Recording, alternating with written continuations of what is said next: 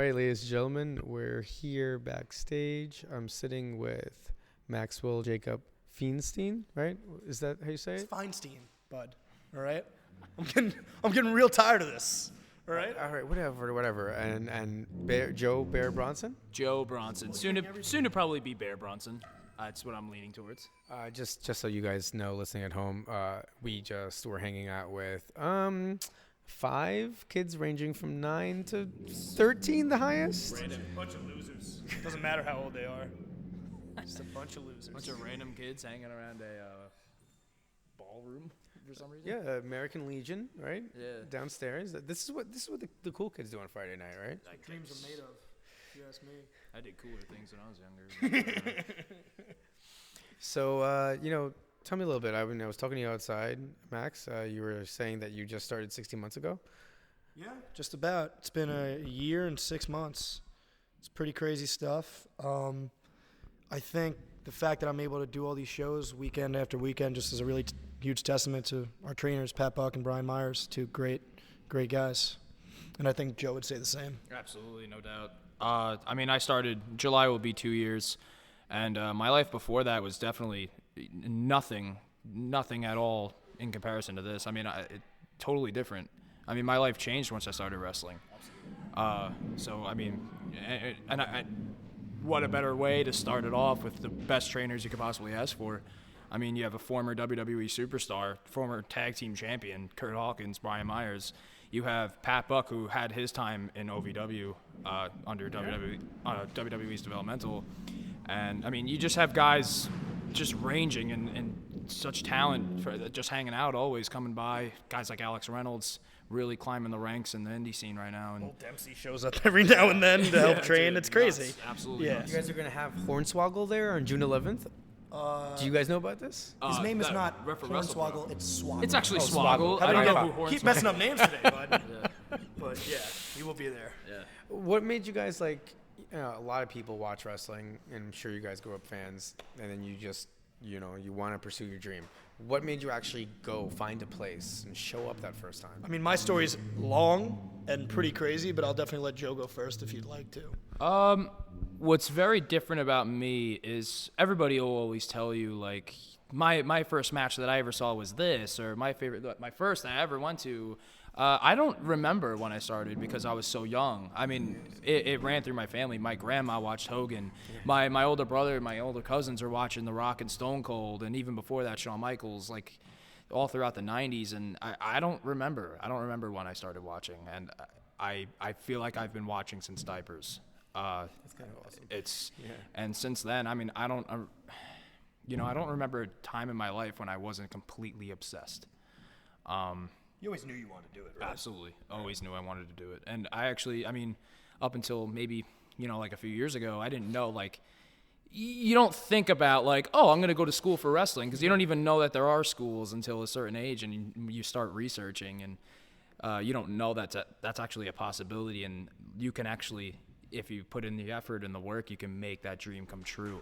It's very, very, it's insane. It's very insane. And my life has become so much better because of it. I'm just surrounding my life with it right now, and I couldn't be happier. I've never been so happy in my entire life. So what would you say is, like, so far the moment that you can pick out that's been the most exciting for you? Ranging from, we got to even work a little bit with McFoley. Just stuff like that. We did like this charity thing with Dreamer. Our last Creative Pro show with Dreamer. That was absolutely an honor, and I'd have to sit back and think about, like, all of the moments, but even just, like, right now, just actually popping up off the top of my head, like, me and Max, like, you don't understand, our second match ever in wrestling, like, just two green students still, but just two Like, our second I match knew 3 in, moves at that point. yeah, like, But it's all good. It's all good. Still very, very new to the scene, but we're very even newer when we were in our second match in, we were working in front of a crowd with Brian Myers. Yeah. And that, like, just stuff like that, like, that'll just open your eyes and just really, it's crazy. I don't know. That's really awesome. Yeah. How about you? Me, like, how'd I get into the business? Yeah. Okay. Well, first of all, my same answer as Joe is, like, I can't tell you when the first match I saw was. But the funny thing was, my parents both think wrestling is super stupid. And the way I was introduced into it was my crazy Uncle Alan. Crazy uncle. Yeah, there's always a crazy uncle. And I think my farthest memory is, like, watching Kane in a match and just destroy someone. And I was like, whoa. Like voice box, like voice. Like mask still on stuff. I mean, I was a baby. I am Kane My thing. name is Kane. That one. All right. But and then moving forward, like I would see that stuff, but I didn't know if it was legit or not. And my crazy uncle would always be like, "Oh yeah, it's totally real. It is 100% real." And it would run my parents' racket because I'd be in the house trying moves and stuff. So I needed to know for sure. And this is what I tell everybody. They all laugh. My first full match I ever saw was Foley Taker Hell in a Cell. So, of course I thought it was real. Because I watched a fully grown man get tossed off the top. And the second I saw that, I was just like, psh, I want to do this when I grow up. I want to take that abuse for some strange reason. But, yeah, and ever since that, it was just rolling down. And I'd watch guys like Piper and Flair. Like, I would do anything I can to watch even more old school stuff. And then as I grew up watching Evolution, like a young Orton and Triple H, and I always gravitated, even as a little kid, to the bad guys. I never liked the baby faces. I was like, man, nobody's that nice. At least I know I'm not. So even as a little kid, I knew I wanted to be a bad guy. So I would watch Piper for hours cut promos. Hours. And I'd pick like little stuff that I thought was cool, and I watch Orton promos, Triple H promos, and Flair promos, and then I try to combine a character, which is now Maxwell Jacob Feinstein. I knew who I was going to be before I even got into wrestling. Like, Let me interrupt you there for a second. This doesn't. It's not very hard because he's a living bad guy. Yeah. So It's not a word. you could go back to. I'm just being me, but dialing it up a little bit. You know, Stone Cold said that. He's like, just be you and dial it up. But the way I got into it is crazy. I was a serious football player in high school. I broke my high school record for tackles in a season, 115 in a season. Is that linebacker? And middle linebacker. Yeah, I just ruined people. But at the end of the day, I always knew, like, oh, I'm doing this so I can get in the WWE. And while all my friends were like, what are you talking about? Like, what is professional wrestling? Like, nobody knew. I would join theater classes for the WWE, so everything I did was for it. And then I ended up being too good of a football player because I started getting scholarship offers. And I knew, like, I'd be passing up a serious opportunity if I didn't take it. So I took a scholarship offer to Hardwick University. I went over there, and I knew going in there I was doing the wrong thing. And again, like, you're 18. Everybody's telling you this is what you have to do. This is how you have a future and can have a job. If you don't go to college, you're going to be a bum. That's what everybody tells you. It's not true, but that's what everybody tells you. So I go there, and a week in, the coach comes up to me and says, we're thinking about starting you. Now, that should, if I'm a normal human being, it should make me go, oh, wow, that's cool. Instead, it made me go like, yeah, but, like, I'm not going to be Roddy Piper on a football field. I can't be Orton on a football field. I'm just going to be some dude who's tackling people. Like, yeah, I'm good at it, but that doesn't mean it's my passion. So I told somebody who I thought was a close friend of mine there, even though I know it's only been a week. But I opened myself up very easily. And I go, yeah, I don't think I'm going to stick around here much. And the kid goes, oh, and leaves the room. And immediately I realized I made a horrible mistake. And the coach comes up to me the next day and he goes, so I heard you're thinking about leaving. And I go, yes, coach. And he goes, we can't have you do that. Scary moment, right? So follow me here. He actually said that to me verbatim. He's like, we're going to assign somebody to, keep tabs on you. So now not only do I not want to be there, I'm almost imprisoned. And there was a dude they assigned there who was an O-lineman. I'm not going to say his name, but huge guy. And he would legit chill outside my room, making sure I wouldn't piece, which I know it's absolutely insane. So I would notice, like, he'd kind of, like, dip away from my room towards the tail end of the night. So one night, after, like, about a week and a half, packed as much stuff as I possibly could, slung it over my shoulder, and I sprinted. Sprinted out of that building to my truck, and I put the key in the ignition, and a part of me knew I was doing a risky thing, but a bigger part of me knew I was doing the right thing.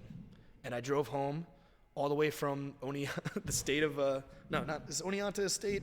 No, it's a city. Yeah. I'm borderline. It's a city in New York. Yeah, I'm borderline handicapped. So bear with me. I've had way too many concussions. But so I drive home. I get home at like 4 a.m.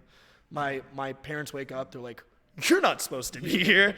They weren't exactly happy, but I told them what the deal was. I said I want to be a professional wrestler, and I Googled pro wrestling schools, and I saw Kurt Hawkins out of school, and I was kind of a mark for Kurt Hawkins when I was a kid because I thought the Edgeheads were dope. Yeah. And that's where I went, and here we are. Let me just step in for a second, and I meet Max. Me and Max actually met at Creative Pro. Very funny because we met each other 2 years ago, and the first day we actually hated each other.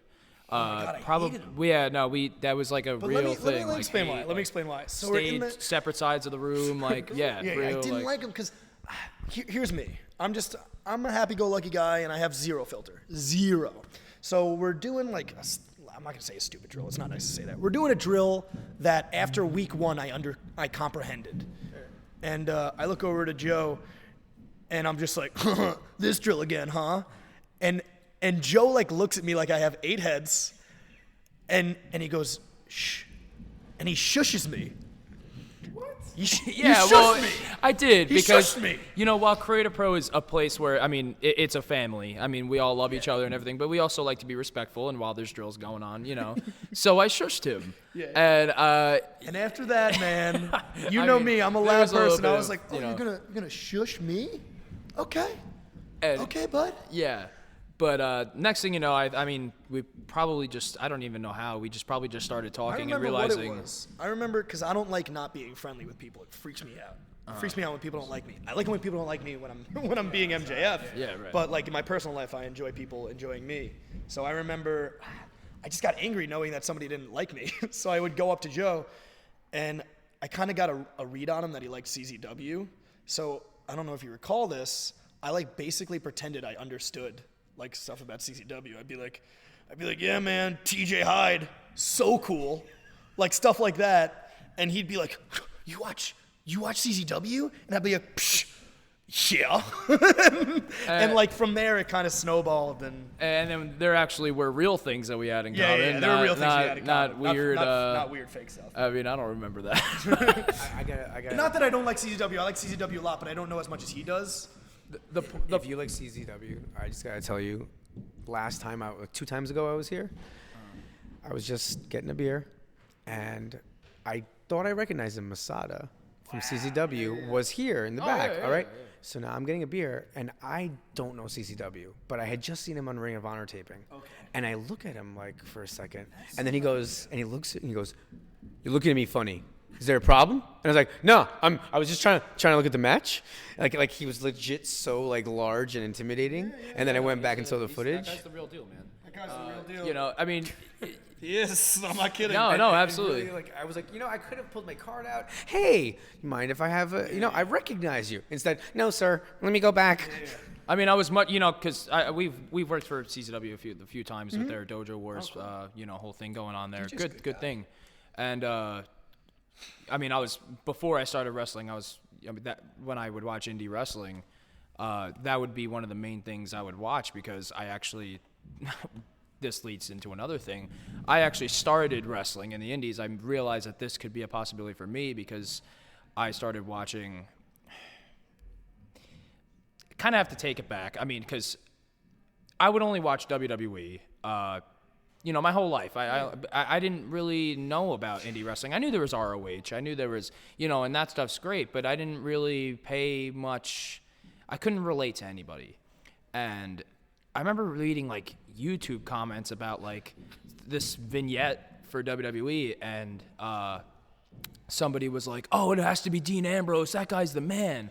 And I'm like, who the hell is Dean Ambrose? Like, at the time he was only in FCW. So I looked him up. I looked up a promo. I was like, this guy's got a great promo. He's got a rabid dog look. So I looked up his past, and with of course CZW, a lot of people know, and his other work, and I was completely like hypnotized almost. I was like, I can't.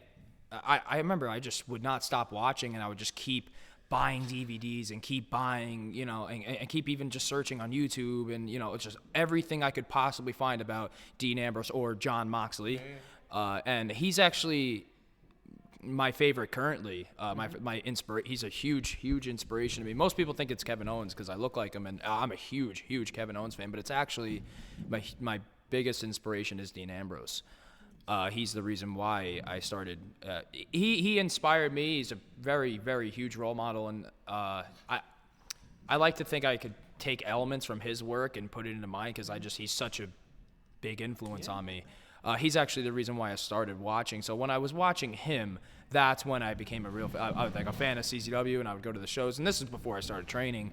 But yeah, just you know, that's pretty much my main role model. Before we were doing the after match promo. I mean, you had that moment where you went to speak, and then Max, you held him back, and it just felt like a really like Ambrose like worked up moment. Like I could see it, but like allow me to interject for the fact if for anybody who's interested in working on their promos or developing their character, like don't ever try to be a carbon copy of someone. So the thing you'll notice about me and Joe, like we might have elements of certain people, but I'm not trying to be Rowdy Piper. I'm just trying to be the best possible me I can be. And if that means watching other greats can help me, I'll do it. But I'm not trying to be Rowdy Piper. I'm not trying to be Randy Orton. I'm damn sure not trying to be Del Rio because everybody thinks I look like him. But I'm getting real sick of those chants. But so that's all I would say to the listener is don't ever try to be a carbon copy of somebody. Like I hate when people will say like, oh, Dolph Ziggler is like the next Shawn Michaels or the second Shawn Michaels. No, he's not. He's Dolph Ziggler. He's just really good, and you're not capable of thinking, oh, somebody's really good, so I just have to think of another really good guy. No, he's just really good, and he's Dolph Ziggler. Does it grind your gears then when somebody comes out and I've noticed at these shows, it's just like, oh, who does he look like? We have to chant that name and be obnoxious. It's very annoying. When I first started, because I would be on like pre-shows, so one night I'd be a babyface, another night I'd be a heel. Whenever I was babyface, I'd get Colt Cabana chants. And I was like, I don't look like him. I'm just Jewish. Like, there's no way. There is no way in a million years if I wasn't Jewish that I'd get a Colt Cabana chant. But that's what happens. Like, you get the smart marks, but your goal as a wrestler is to get them so involved to the point where they only boo or they only yay, as opposed to, oh, let's think of another funny chant. If they're invested enough in the match, they're not concerned with that. They're just amped, and they just want to see what's going to happen next, as opposed to, hey, bro, what if we do this chant? Yeah, right. Then you don't have them. In my opinion. I agree with that. Again, I'm green as goose shit still. I'm only a year and a half in. But these are little things. We're learning every day, every single day. The last week we had, 2 weeks ago, we had Mike Vernon on the podcast. Yeah. And although you've only been wrestling for a year and 6 months, he's saying that you're one of the hottest independent free agents and that you guys are squaring off June 24th, right? For World's Finest Wrestling, yep. It means a lot. It means a lot that Vernon would say that about me, and I'm sure was he referring to Joe as well? I'm sure. I'm sure. Maybe, yeah, of course. I mean, of course. If not, he was just talking about me. Whatever. We all know Joe's. I almost cursed there. Joe is very solid in the ring, but for him to say that about me means the world because he's a solid worker, and bottom line is you get a weird taste in your mouth when you first start, and I think you're gonna know where I'm going with this. Like, some people want to see you succeed, and some people don't want to see you succeed. And nothing makes me happier when you see a guy who's been around and still is happy to see somebody else doing well. And it makes me angry because if I was 30 years in wrestling, I would want to see a new kid come in and do well because it's only gonna benefit professional wrestling. So I respect the hell out of Werner for that. That's awesome. And yeah, we're facing him in World's Finest Wrestling. Me and Joe are just gonna beat the piss out of him. Yeah, and that's a shoot, all right? We're gonna mess him up. So yeah, we're super stoked for that match. Yeah, no, that's I consider it a huge honor, a huge opportunity, and that's one of the next big things for us. That and anything with Creative Pro. I mean, Creative Pro Brian's just so good, helping us with just putting us in the ring with guys that are just unbelievable. Guys go ahead. I was going to say next month, or when's the next show? June 5th? June 5th. Next Creative Pro show, June 5th. we have the honor of being in a triple threat tag with the Beaver Boys. Beaver Boys. Yes. And Massage Envy, a new upcoming tag team, very hot. Do they have a name for that move when they like a slip and slide into the crotch? I know one of them. One of them's happy supposed to be ending. happy ending. Yeah, I don't of know. course. Yeah. But Again, it's just very stoked for that. it's cool for us to only have been involved in this for such a short period of time and to be working as much as we're working. It's an honor and a privilege. And it's also cool to get a reaction. So, because I'm not going to lie, when we first started, it was hard to get a read on a crowd. I don't know if you agree with me. Oh yeah, absolutely. Like, yeah, I don't know. I really didn't.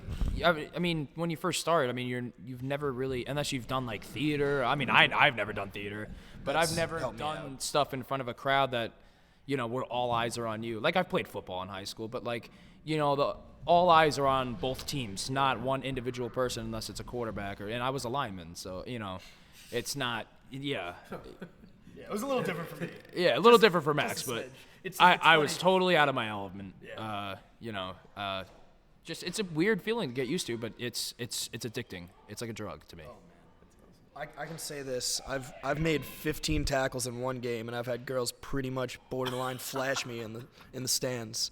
But nothing has given me more of an adrenaline rush than being in a wrestling ring. I mean that. No, genuinely. I mean, Joel, a funny story here is like whenever we go out anywhere near my town, and Joe. I'm not even gonna. Yeah. Yeah. Freeman! Oh my God! It's just it's crazy. It's weird too. Like he's not exaggerating with anything he talks about. Even like But that's why people have a problem with me because they think I'm like fibbing, but I'm just being genuine. Yeah. But go on. And like I was gonna say this before, but I guess I just lost track. When I heard that story about him ditching his school and them trying to keep him in his room. I've never met the kid before, so you meet people who make up stories so a lot of that story Max didn't say, but a lot of that is over messaging and over texts. And I'm reading these texts on his phone. He's like, read them. It is probably some of the most insane. Like, I mean, if somebody was trying to keep me hostage at a school, like, not that important. Yeah. That would happen. I mean.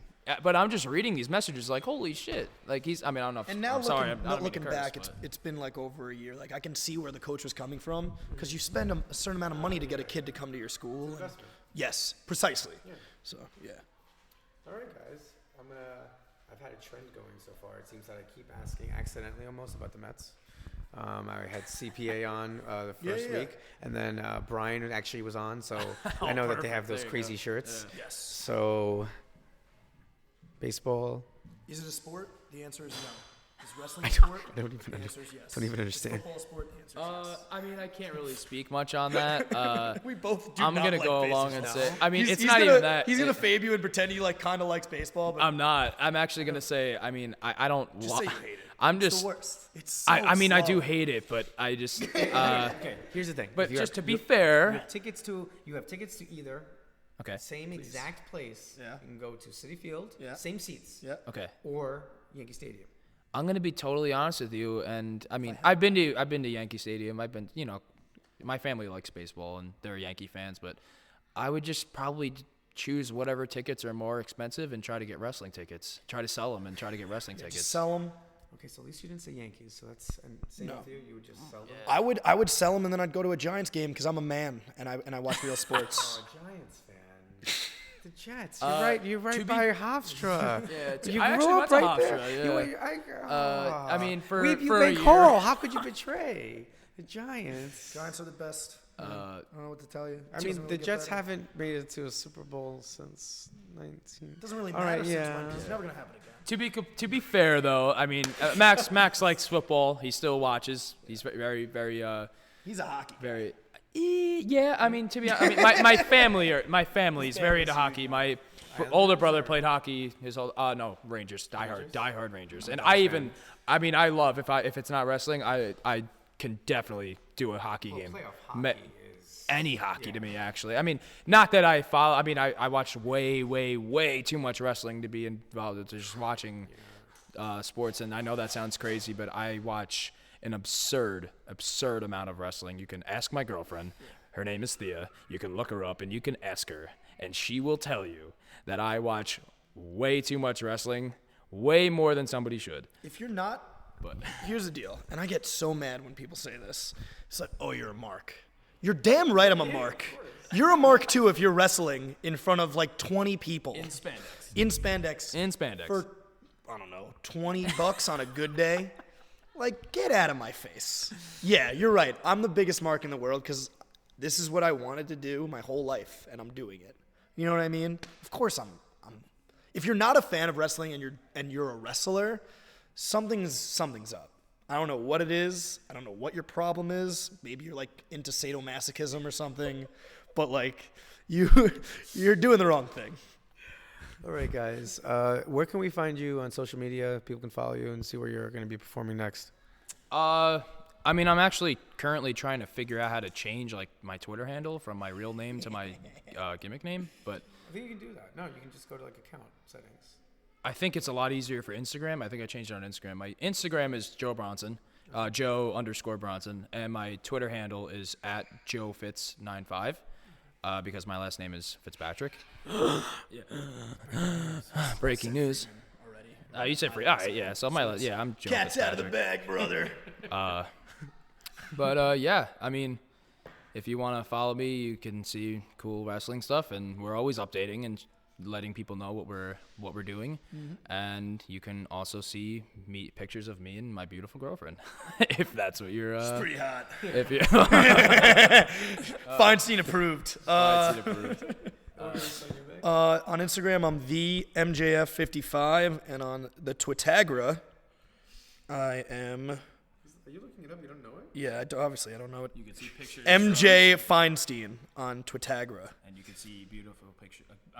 Pictures of girls who are beautiful that aren't his girlfriend. That aren't my are girlfriend, with that him I have anyway fun with for on the the night. weekend. Is it your favorite Instagram page, Mike Verna fan page? I don't know who made that, and I know I just had a huge rant about marks, but you are the markiest of marks, my good sir. I don't know who you are. I don't know what basement you live in under your parents' home, you 50-year-old virgin. But you better make But, a Maxwell. but you better make a Maxwell Jacob Feinstein fan page if you have time to make a Mike Verna fan page. Oh, listen. I just gotta say that those pages have led us to the most amazing pictures of you. It's not me. I swear to you, it's not me. Scout's honor. I don't want to say the person's name on it in case they don't want me to announce their name, but this person comes to the shows, sitting in the front row tonight, but is not me. Was it the guy who took a swing at me after the match was over? That would be amazing. Because that would be awesome. No, I don't think it is. You made fun of my fan page, you jerk. No, but that happened too tonight. I don't know if you want to dabble on that. Yeah. See, and this is what I'm talking about. When I watch tapes of like Flair or Tully, that's heat, brother. When you get a fan to try to jump the guardrail and swing at you, that means you did your job, and that happened tonight. Oh yeah. And Joe saved my life. I couldn't believe it. Because I looked at Joe, I was like, I'm gonna clock him. He's like, no, that's not a good smart idea. Maybe we You should know. go to the back, buddy. So yeah, but yeah, is it the little girl? It's not the little one. It's the blonde one. I knew it. Wow, this is like a mystery solved. No, Oh my well, you know what? When MJF's on the I didn't know case, we were gonna buddy, Find out this person. that's why I'm better than you, man. Oh jeez, and that's why I have no rebuttal to that. Here you go. Wow. No one does. That's why I say it all the time. Guys, seriously, thanks for staying here. Jeez, so late. Oh man. Oh, you guys have more time? Absolutely. Absolutely. No. I could talk my ass If you got off, more so- questions, we're more than Yeah, willing you to gotta- please. I just want to make sure that your viewers. You want to ask random questions? I'm down for that. We can do a lightning round if we you do like want. a lightning round. Okay. Rapid fire. Okay. Yeah. All right. So rapid fire. Too tired. I don't feel like driving. All right. Here we go. First thought that went through your head when you took your first real bump. Ow. Literally. And if anyone will like, all right, we'll round this up. Is that okay? Yeah. Okay. All right. Sounds like the end of this. All I'm going to leave the viewers is with this. You had the pleasure of talking to the two hottest and youngest free agents on the indie scene today. And to top that off, we'll finish off with my name is Maxwell Jacob Feinstein, and I'm better than you, and I'm sure by now you know it. And I am Joe Bronson, and I'm about to kick that lady's ass who's kicking us out right now. Just kidding. Actually, I don't know if I'm kidding. I gave a Pile driver to a woman tonight, so. Solid. That's it. And I'm Rich, and we're leaving.